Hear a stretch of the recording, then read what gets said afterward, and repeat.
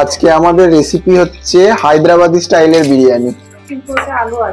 কিন্তু হ্যাঁ, এই হায়দ্রাবাদি স্টাইলের বিরিয়ানি হলেও কিন্তু আমরা আলু দিয়ে বিরিয়ানি করি।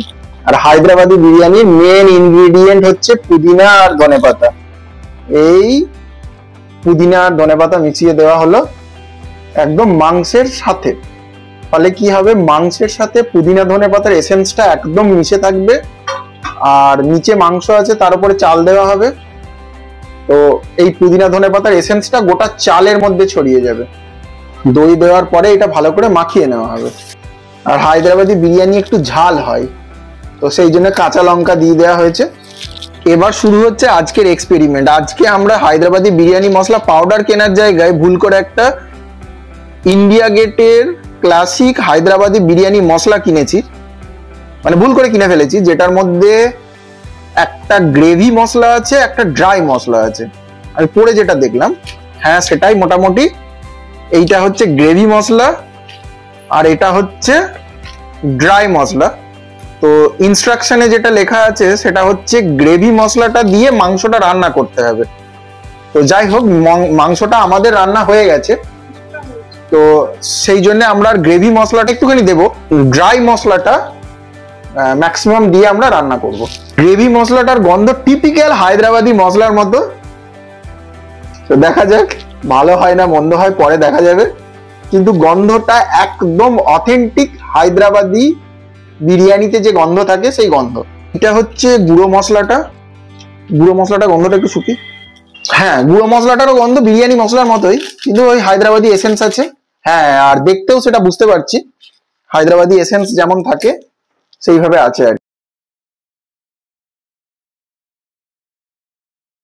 এবার মশলাগুলো মাখানো হয়ে গেল। গ্রেভি মশলাটার মধ্যে আমার মনে হচ্ছে আদা রসুন বাটা। তার কারণ হচ্ছে যে প্যাকেট আদা রসুন মশলায় যে গন্ধটা থাকে সেই গন্ধটা আমি পেলাম। আর তার সাথে হচ্ছে পুদিনা ধনেপাতারও গন্ধ আছে ওর মধ্যে। মাংস রান্নার সব মশলার একটা মিক্সচার আছে। এবার হাফ কুক চাল দেওয়া হচ্ছে, বিরিয়ানির চাল। আর চালটা অসাধারণ লম্বা হয়েছে। এরপরে দমের জন্য বসানো হবে। এই উপর থেকে দেওয়া হচ্ছে আমাদের প্যাকেট বিরিয়ানি মশলা, যেটা আমরা কিনেছি। হায়দ্রাবাদি বিরিয়ানির মেন ইনগ্রেডিয়েন্ট যেটা হচ্ছে পুদিনা আর ধনেপাতা। দুটো কাঁচা লঙ্কা দেওয়া হবে।